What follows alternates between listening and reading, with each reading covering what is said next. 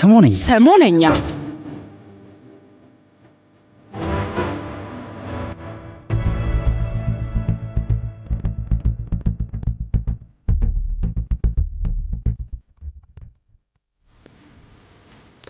ጤና ይስጥልን የተከበራችሁና የተወደዳችሁ አድማጮቻችን የራዲዮ መስመራችሁን ትርታ 97.6 ኤፍኤም ላይ አድርጋችሁ ቆይታችሁን ከሰሞነኛ ፕሮግራም ጋር ስለምታደርጉ ምስጋናችን ከልብ ነው።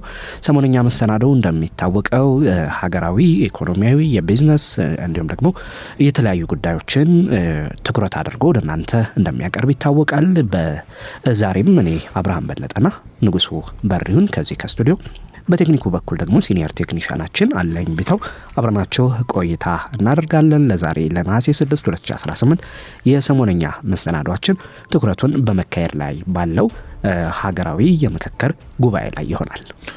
በዛሬው የሰሞነኛ ፕሮግራማችን አንድ ወሩን የደፈነውን ሀገራዊ ምክክር ጉባኤ የስካሁን ሂደት ቆይታ የምንመለከት ይሆናል። በቦታው ተገኝተንም ያነጋገርናቸውን ተመካካሪዎች፣ የሀገር ሽማግሌዎች ድምጾች በየመሃሉ እናሰማችሁ ይሆናል። የኮሚሽኑ የስራ ኃላፊዎችም የሰጧቸውን ማብራሪያዎች የምታደምጡ ይሆናል። አዳዲስ ይወጡ ያሉ መረጃዎች እንዲሁም ደግሞ የስካሁን ሂደቱ ምን ይመስላል በሚል በትላንትናው ዕለትም እንዲሁ የሰማናቸው መግባባት የተደረሰባቸው ጉዳዮች አሉ። በዝርዝር እየተመለከትን እስከ 6 ሰዓት መዳረሻ ቆይታ ምናደርግ ይሆናል። አድማጮችም አስተያየቶቻችሁን እያጋራችሁን ቆይታ ልታደርጉ ትችላላችሁ። 9760 አጭር የጽሁፍ መልእክት መቀበያ መስመር የእናንተን ሀሳቦች ከኛ ጋር የሚያገናኝ አማራጭ መስመር ነው። 0116ን እያስቀደማችሁ 684622 እንዲሁም 663582 ላይ ደውሉልን። አብራችሁን ስለምትሆኑ ከልብ እናመሰግናለን። ይህን ሰዓት አጋር በመሆን አብሮን እየሰራ የሚገኘው ደግሞ ማን እንደ እናት የሚለው እናት ባንክ ነው። እናት ባንክ ትምህርት ቤቶች ዘርፈ ብዙ አገልግሎቶችን በአንድ ላይ አገልግሎት የሚሰጡበት እናት መላ ወይም ዩኒካሽ የተሰኘ ትምህርት ቤት ክፍያ ስርዓት ይዞ መጥቷል። በዚህ ክፍያ ስርዓት አብረውን እየተሰሩ የሚገኙ ትምህርት ቤቶች ሁሉ ስራቸውን በቀላሉ በማከናወን ስኬታማ እንዲሆኑ አስችሏል ይላል። እናት መላ ክፍያ ስርዓትን ሲጠቀሙ የትምህርት ክፍያን በቀላሉ ለመፈጸም፣ ተማሪዎችን ለመመዝገብ፣ የተማሪዎችን መረጃ ለማስተዳደር፣ ከተማሪ ወላጆች ጋር ያለውን ግንኙነት ይበልጥ ለማሻሻል፣ የፋይናንስ ሪፖርት ለማዘጋጀት እንዲሁም የጉዞና የመጽሐፍ ግዥ ክፍያዎችን ለመክፈል የሚያስችል ዘመናዊ የአሰራር ስርዓት ነው። ዘርፈ ብዙ አገልግሎቶችን በሚያስገኘው የእናት መላ የትምህርት ቤት የክፍያ ስርዓት ደንበኛ በመሆን አብረውን እንዲሰሩ በኢትዮጵያ የሚገኙ ትምህርት ቤቶችን በታላቅ አክብሮት እንጋብዛለን የሚለው እናት ባንክ የዚህ ሰዓት አጋራችን ነው። ቀደም ብለን ርዕሰ ጉዳያችንን እንዳስተዋወቅናችሁ የኢትዮጵያ ሀገራዊ የምክክር ጉባኤ እንግዲህ አንድ ወር ሊሞላው 2 ቀናት ቀርተውታል። አሁን ደግሞ ወደ አበይት ቡድኖች ማለትም ወደ 8ቱ ዋና ዋና ቡድኖች የምክክር ደረጃ ደርሶ እንዳለ ይገለጻል። በትላንትናው ዕለት ብቻ 2 እንደዚህ ከአበይት ቡድኖች መካከል ምክረ ሀሳቦቻቸው ላይ መስማማታቸው በሀገራዊ ምክክር ኮሚሽኑ የተገለጸ ነው። እኛም በተለያየ ጊዜ ለእናንተ መረጃዎችን ስናደርስ ቆይተናል።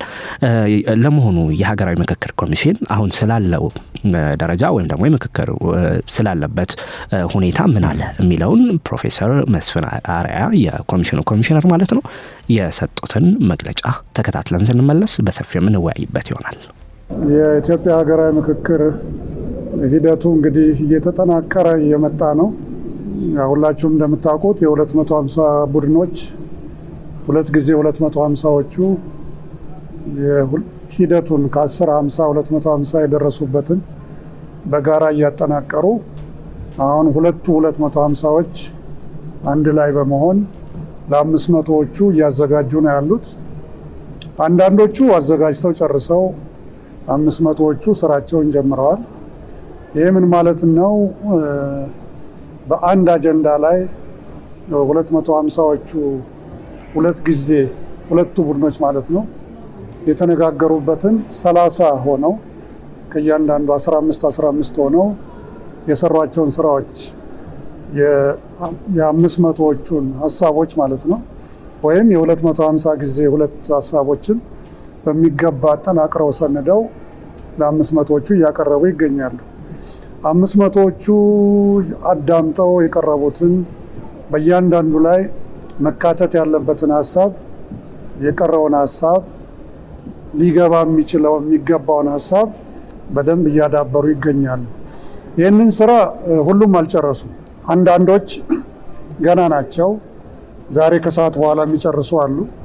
ዛሬ ጠዋት አጠናቅረው የጨረሱ አሉ። ስለዚህ ዛሬ ጠዋት እና ከሰዓት በኋላ አጠናቅረው የሚጨርሱት ነገ ለ500ዎቹ ያቀርባሉ ማለት ነው። ዛሬ ከሰዓት በኋላ የማይጨርሱትና ነገ ጠዋት የሚጨርሱቱ ደግሞ ነገ ከሰዓት በኋላ ለ500 ቡድናቸው ያቀርባሉ ማለት ነው። እንግዲህ ይህ ሂደት እንደምትገምቱት ቀላል አይደለም። ለምን ከታች ጀምሮ ከ10 ጀምሮ ሲብላላ የመጣ ሀሳብ ብዙ ጥያቄዎችን ያስነሳል። አንደኛ 10 ላይ በነበርንበት ጊዜ ጥያቄዎቻችን አልተካተቱልንም የሚሉ፣ ምክረ ሀሳቦቻችን አልገቡልንም የሚሉ 50ውም ላይ 250ውም ላይ ሊስተዋሉ ይችላሉ። በደንብ እንደሚገባችሁ በዚህ በአንድ ወር ሂደታችን ውስጥ በምክክር ሂደት ውስጥ የመጀመሪያዎቹ ምዕራፎች ብዙ አለመግባባቶች የሚታዩባቸው፣ መጨቃጨቆች የሚኖሩባቸው፣ ብዙ ስሜት ተጭነን የመጣንባቸውና እነኛን ስሜቶች ወደ ብዙሃኑ በምናመጣበት ጊዜ የኔ ስሜት፣ የኔ ጥያቄ፣ የኔ መብት እዚህ ውስጥ መግባት አለበት ብለን የምንጨቃጨቅባቸው ሂደቶች ናቸው። ይሄ በተለያየ ምክንያት ይመጣል።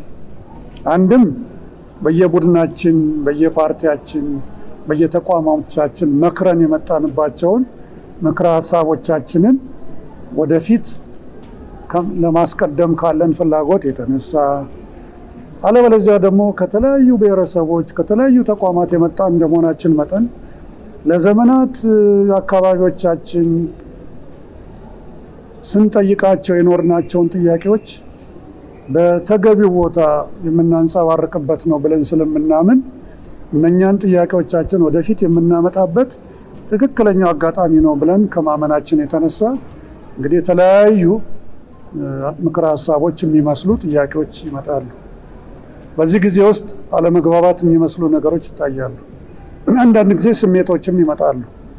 እኔ ያልኩት ነገር፣ እኔ ከታች ይዤ የመጣሁት ነገር ወይም እኔ ከቡድኔ ጋር ተወያይቼ ያመጣሁት ነገር ወደፊት ካልመጣልኝማ ልክ አይደለም የሚል ጥያቄ ይነሳል። አንዳንድ ጊዜ ልክ አይደለሙም አልፎ ተርፎ የምክክር ስነ ምግባራችንንም እስከ መጣስም ያደርሳል። አልፎ አልፎ የስነ ምግባር ጥሰቶች ሊታዩ ይችላሉ። አንዱን ተሳታፊ ወይም ሌላዋን ማንጓጠጥ ሊኖር ይችላል። ይሄ በጭራሽ በስነ ምግባር ደንባችን ላይ ተቀባይነት የለውም። ሀሳብ ላይ እንወያያለን፣ ሀሳብ ላይ እንመካከራለን፣ ሀሳብ ላይ በተወሰነ ደረጃ ክርክር የሚመስሉ ነገሮች እናቀርባለን እንጂ ሀሳብን ያቀረበውን ሰው ግን መደፍጠጥ ወይም ማሳፈር ወይም ማሸማቀቅ የኢትዮጵያ ሀገራዊ ምክክር የስብሰባ ስነ ስርዓት ደንብ በጭራሽ የማይፈቅደው ነገር ነው። እስካሁን ድረስ የኢትዮጵያ ሀገራዊ ምክክር ኮሚሽን እነኝህን ነገሮች ሁሉ ችሎ ነው እዚህ የደረስነው። ለምን 4000ም ተሳታፊዎቻችን ትልልቅ ሰዎች፣ ትልልቅ ሴቶች ናቸው። 4000ም የ120 እና 130 ሚሊዮንን ስሜት ከጀርባቸው ይዘው ነው ወደዚህ አዳራሽ የመጡትና እነኚህ በትልቁ የምናከብራቸው ናቸው። እነኚህ ሰዎች ባለፈው እንዳልኩት ከልሂቅ እስከ ደቂቅ ናቸው። እነኚህ ሰዎች ባለፈው እንዳልኩት ከሚኒስትር ጀምሮ እስከ አርብቶ አደር እስከ አርሶ አደር ድረስ ናቸው። የሚከበር ሀሳብ ይዘው ነው የመጡት። ስለዚህ በዚህ ስነ ምግባር ሂደት እንሂድ ካል እንደ ትምህርት ቤት አንተ ይህን አጥፍተሃል፣ የመጨረሻ ማስጠንቀቂያ፣ አንቺ ይህን አጥፍተሻል፣ በዚህ ስነ ምግባር መሰረት ከዛሬ ጀምሮ እዚህ ስብሰባ ላይ አትገኝም የምንልበትን አግባብ አልተከተልንም።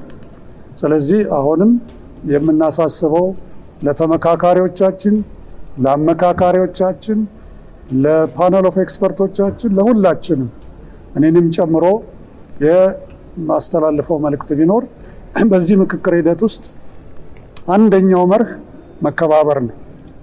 ሁለተኛው መነጋገር፣ መደማመጥና ወደ መሃል መምጣት ነው።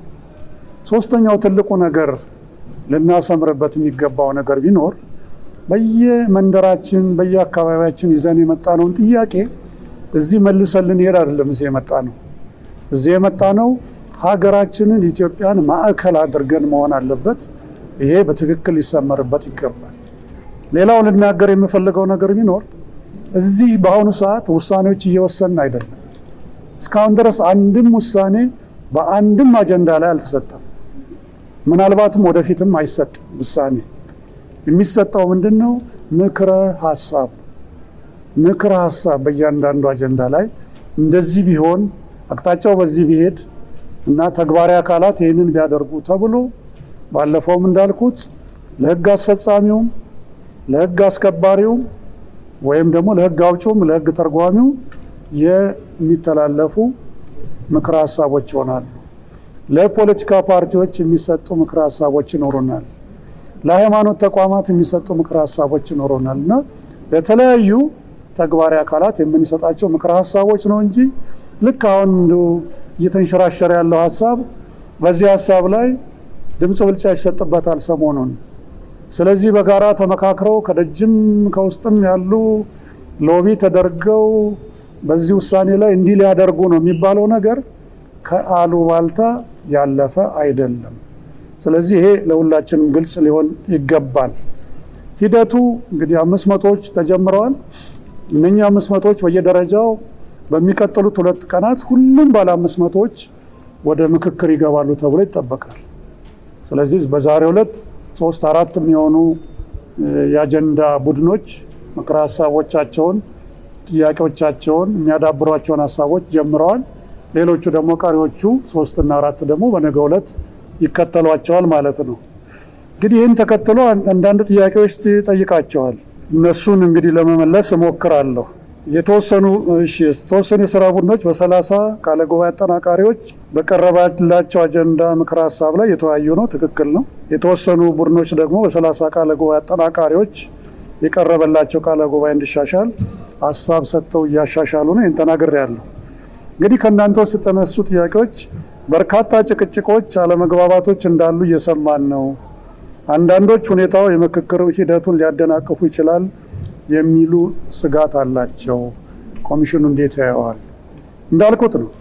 በዚህ በዳይቨርጀንስ ፌዝ ላይ ወይም በተበታተንበት ሰዓት ላይ እነኚህ ጭቅጭቆች አግባብ ያላቸው የትኛውም ስለ ዳያሎግ ብታነቡ የመጀመሪያዎቹ ሂደቶች የመጀመሪያው ቀን ተናግሬያለሁ። መጀመሪያ 10 ላይ ሆነን ተነጋገርን። ጥሩ ነበረ። በጣም እየተስማማን የሄድን መሰለ። 50 ላይ ስንደርስ 5 ጊዜ 10 ሀሳቦች መጡ። አንዳንዶቹ የሚያጨቃጭቁን መሰሉ። እንደገና በ5 ስናባዛው ያንን የበለጠ የሚያጨቃጭቁን የሚመስሉ ሀሳቦች መጡ። ይሄ ተገቢ ነው። መጨቃጨቅ አለብን። ተጨቃጭቀን ተነታርከን ነው ወደ መሀል የምንመጣውና ወደ መሀል ማለት ወደዚህ ወደ ፌዝ ኦፍ ኮንቨርጀንስ የምንለው ወይም ወደ መሰባሰብ ምዕራፍ ስንደርስ ያን ጊዜ የራሳችንን የግል ሀሳቦቻችን እየጣል የጋራ ሀሳቦቻችንን ኢትዮጵያን እያማከል ወደ መሀል እየመጣን እንሄዳለን ማለት ነው። እንደውም እስካሁን ድረስ አንዳንድ የሚገርሙ ሀሳቦች ቀደም ብለው ወደ መሀል እየመጡ ነው። በሚገርም ሁኔታ ቀደም ብለው እንደው በጣም ያጨቃጭቁናል ብለን የምንፈራቸው የነበሩ ሀሳቦች ሁላቸውም ህዝቦቻችን ይሄማ የኛ ነው፣ ይሄማ አንድ የሚያደርገን ነው፣ ይሄማ የጋራ የሚያደርገን ነው እያሉ የመጡባቸው ወደፊት በሂደት የምታውቋቸው ቀደም ብለው ገና በጠዋቱ ወደ መሀል የመጡ አጀንዳዎችና የአጀንዳ ጥያቄዎች አሉ። የተለያዩ የምክክር ባለድርሻ አካላት በሂደቱ ላይ ቅሬታዎች እየቀረቡ እንደሆነ ይሰማል። ምን አይነት ቅሬታዎች በነማን ቀረቡ? ኮሚሽኑ ምን ምላሾች እየሰጠ ነው? እንግዲህ እዚህ ያሉት ከ60 በላይ ፖለቲካ ፓርቲዎች አሉ። በርካታ ሃይማኖት ተቋማት ተወካዮች አሉ። እጅግ በርካታ የሆኑ የማህበረሰብ ተወካዮች አሉ። ሁላቸውም የየራሳቸው ጥያቄዎች ይኖራሉ። ቀደም ብዬ እንዳልኩት ሁላቸውም የየራሳቸው አጀንዳዎች ቀድመው ከፊት እንዲቀርቡላቸው ይፈልጋሉ እና በዚህ ሂደት ውስጥ አቤቱታዎች ይኖራሉ። የኔ ሀሳብ በዚህ ቃለ ጉባኤ ላይ አልተካተተልኝም፣ በ50 ላይ አልገባልኝም፣ በ250 ላይ አልገባልኝም፣ አሁን ለ500 በሚቀርበው ላይ አልገባልኝም። ብዙ ጊዜ የሚያጨቃጭቁ የሚመስሉት ወደኛ ሲመጡ ሪፍሬሚንግ ወይም ሪፍሬዚንግ ወይም ሀረጎችን በትክክል ማስቀመጡ ላይ ነው። ይሄ እኮ ብሔር ብሔረሰቦችን የሚነካ አገባብ ነው፣ አያያዝ ነው፣ ለምን ወደዚህ አይቀየርም? ወይም ደግሞ በእንደዚህ አይነት ስብሰባ ላይ እኮ አንድ ሰው ብድግ ብሎ እኔን አንጓጠጠኝ፣ እኔን ሰደበኝ ጭራሽ፣ ይሄ በትክክል የምንቀበለው ነገር አይደለም። ወይም የኔን አካሄድ ተቃወመ፣ ወይም እኔን ከዚህ ቡድን ጋር ለጠፈኝ፣ ይሄም መፈረጅ በጭራሽ የሚመከር አይደለም በዳያሎግ ሂደት ውስጥ። ግን እንዳልኩት በየጊዜው እንደምንለው የአፍ ወለምታዎች ያጋጥማሉ። እዚህ ላይ ነው እንግዲህ እየተቻቻልን እዚህ የደረስ ነው።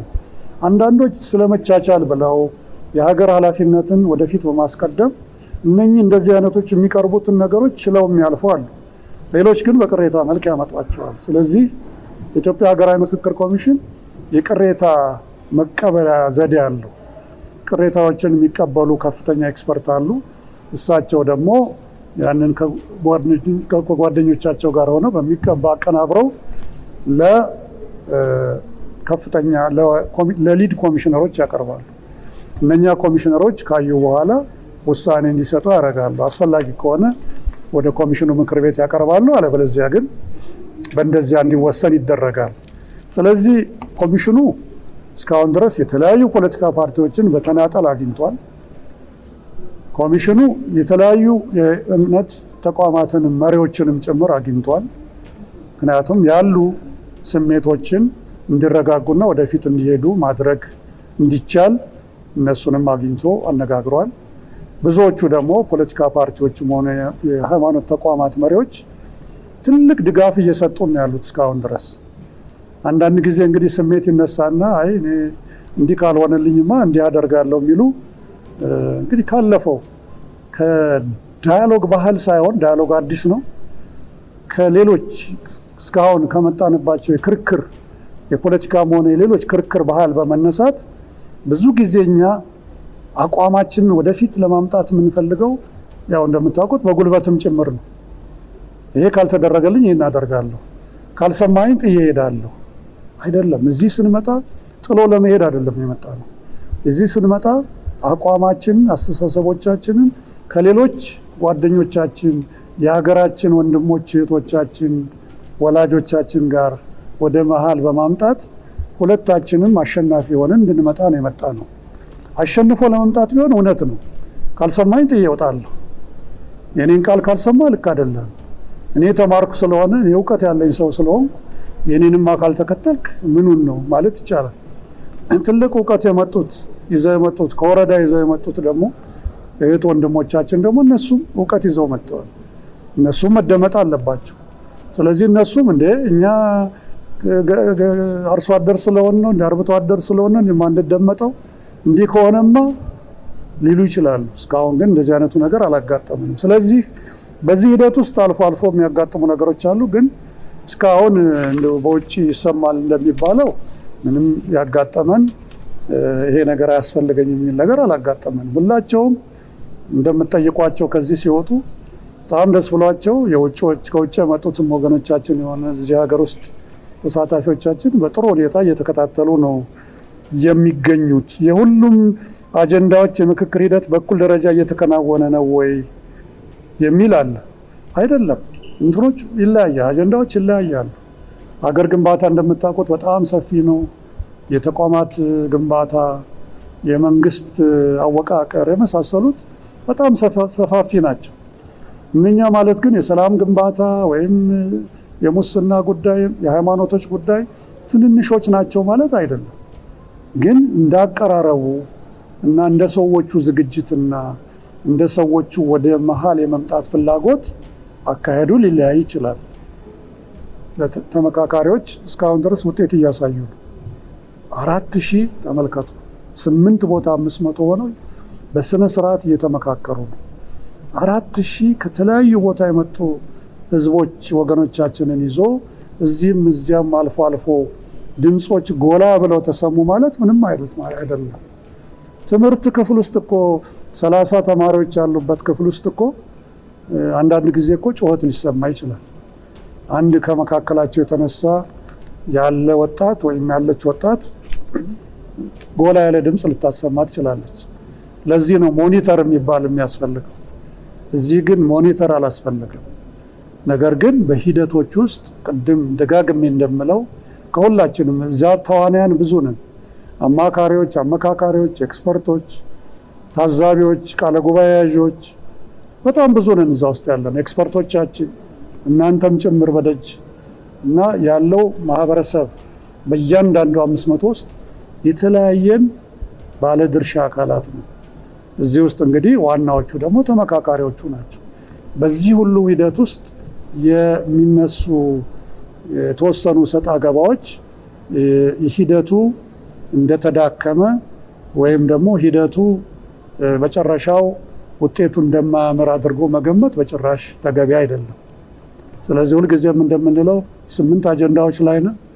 በተወሰኑት ላይ በእርግጠኝነት ጥሩ ምክረ ሀሳብ ይዘን እንቀርባለን የሚል ተስፋ አለኝ። ቢቻል በአብዛኞቹ ላይ ወይም ቢቻል በሁሉም፣ አለበዚያ የተወሰኑት ሊያድሩ ይችላሉ፣ የተወሰኑት ደግሞ በሌላ አፈታት ሊፈቱ ይችላሉ። ሁሉንም ግን 8ቱንም የግድ ጨርሰን እንወጣለን የሚል አይደለም። አንዳንዶቹ ጊዜ ይፈጃሉ። አንዳንዶቹ የእናንተን ወደፊት ተዋጽኦ ይፈልጋሉ። ምናልባት ወደ ትውልድም ሊሻገሩ የሚችሉ ጥያቄዎች ሊኖሩ ይችላሉ። ይሄ በዳያሎግ ውስጥ ያለ ነገር ነው። ስለዚህ ሁልጊዜ እንደምለው ዳያሎግ ይጀመራል እንጂ እንደዚህ በማግስቱ የሚያልቅ ነገር አይደለም። ባለፈው ምሳሌ ስለሰጠዋችሁ ወደዚያ አልሄድም። ስለዚህ ኮሚሽኑ መተማመኛ መልእክቱ ጥሩ ጀምረናል። በእግዚአብሔር ፈቃድ ጥሩ እየሄድን ነው። 1 ወር ፈጅተናል እና እንደ እግዚአብሔር ፈቃድ እንግዲህ በቀጣዮቹ 1 እና 2 ሳምንት ውስጥ ስራዎቻችንን እናገባድዳለን የሚል ተስፋ አለኝ። የምናገባድደው ከ4000ዎቹ ጋር ነው። ከዚያ በኋላ ደግሞ ትልቅ ስራ አለ። እነኚህን የመጡትን 4000 ሀሳቦች በሚገባ አጠናቅሮ ለተግባሪው አካል መላክና ከዚያ በኋላ ደግሞ ምንድነው መተግበር አለመተግበራቸውን በየደረጃው እየተከታተሉ ለህዝቦቻችን ይህን ያህል ለደከሙት ህዝቦቻችን ማሳወቅ ይሆናል። ምናልባት ከ2-3 ቀን በኋላ ደግሞ ስንገናኝ ብዙ ገፍተን ብዙ ደስ የሚሉ ምክረ ሀሳቦች ላይ ደርሰን ለእናንተም ለማብሰር እንችል ይሆናል ብዬ ተስፋ አደርጋለሁ። ስላዳመጣችሁኝ ውጭም ሆናችሁ በሀገርም ውስጥ ያላችሁ በሙሉ እንደው በትህትና ስላዳመጣችሁኝ አመሰግናለሁ።